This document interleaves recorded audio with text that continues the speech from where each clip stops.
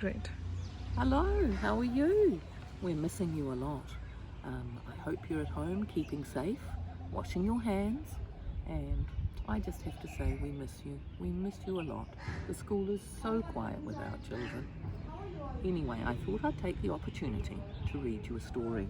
Now this story is one of my favourites. It's called The Story of Little Babaji.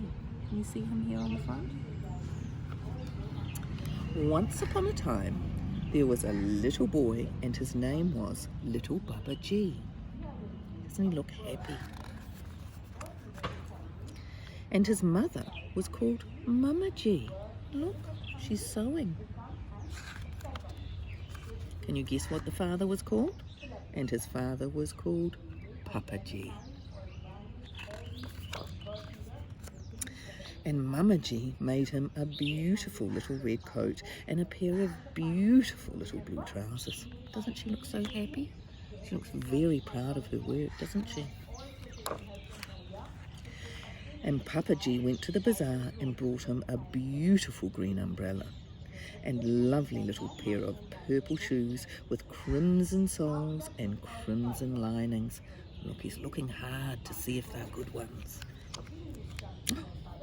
And then, wasn't little Babaji great? See, here he is, looking so happy.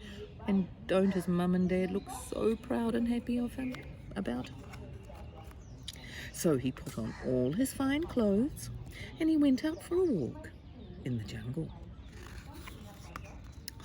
And by he met a tiger, and the tiger said to him, "Little Babaji, I'm going to eat you up." Look, got such a fright, didn't he? And little Babaji said, "Oh, please, Mr. Tiger, don't eat me up, and I'll give you my beautiful little red coat." So the tiger said, "Very well, I won't eat you this time, but you must give me your beautiful little red coat."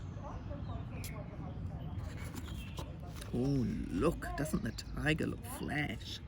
So the tiger got poor little Babaji's beautiful red coat and went away saying, "Now I'm the grandest tiger in the jungle." He looks very proud, doesn't he? Oh, what's happened here? And little Babaji went on, and by he met another tiger. And it said to him, "Little Babaji, I'm going to eat you up." And little Babaji said, "Oh, please, Mr. Tiger, don't eat me up, and I'll give you my beautiful little blue trousers." So the tiger said, "Very well, I won't eat you this time, but you must give me your beautiful little blue pair of trousers." Oh, look. Wonder what he's going to look like in them. Oh, yes, he looks fabulous, doesn't he? They look a little tight. So the tiger got poor little Babaji's beautiful blue trousers and went away saying, "Now I'm the grandest tiger in the jungle." And little Babaji went on, and by he met another tiger, and it said to him, "Little Babaji, I'm going to eat you up." And little Babaji said, "Oh, please, Mr. Tiger, don't eat me up. I'll give you my beautiful little purple shoes with crimson soles and crimson linings." But the tiger said, "Oh, what use would your shoes be to me? I've got 4 feet and you've only got 2, and you haven't got enough shoes for me." But little Babaji said, "You could wear them on your ears." Oh my, little Babaji is a quick thinker. "So I could," said the tiger. "That's a very good idea. Give them to me and I won't eat you this time." Oh, I wonder how the tiger's going to look. Oh, he looks great, doesn't he? He's got great ears. So the tiger got poor little Babaji's beautiful little purple shoes with crimson soles and crimson linings and went away saying, "Now I'm the grandest tiger in the jungle."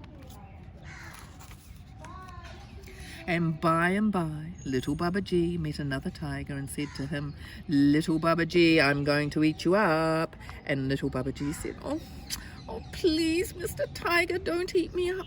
I'll give you my beautiful green umbrella." But the tiger said, "How can I carry an umbrella? I need all my paws for walking." Little Babaji had a good think. "You could tie a knot in your tail and carry it that way," said little Babaji. "So I could," said the tiger. "Give it to me, and I won't eat you this time." Oh, look. Oh, he looked so happy. So he got poor little Babaji's beautiful green umbrella and went away saying, "Now I'm the grandest tiger in the jungle." And poor little Babaji went away crying.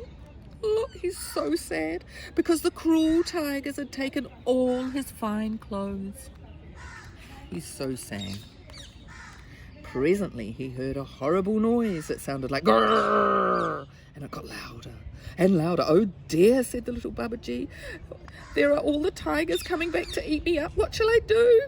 So he quickly ran to a palm tree and peeped around it to see what the matter was. Oh, look at this. Here's all the tigers. And there he saw all the tigers fighting and disputing which of them was the grandest. And at last they all got so very angry that they jumped up and took off all the fine clothes and began to tear each other with their claws and bite each other with their great big white teeth. Oh, look at them fighting. Oh yes, they're very angry indeed.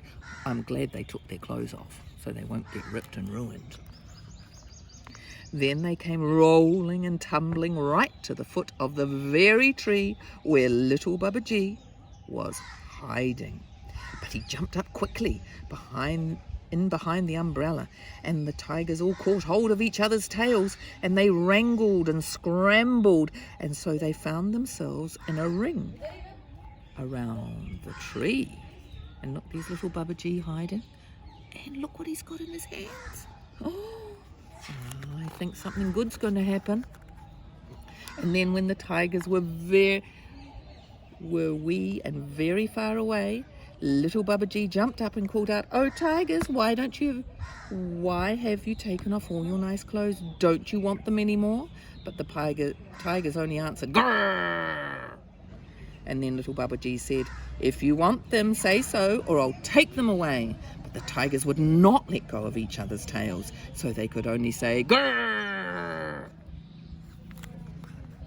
So little Babaji put on all his fine clothes again and walked off. Clever little Babaji. And the tigers were very, very angry.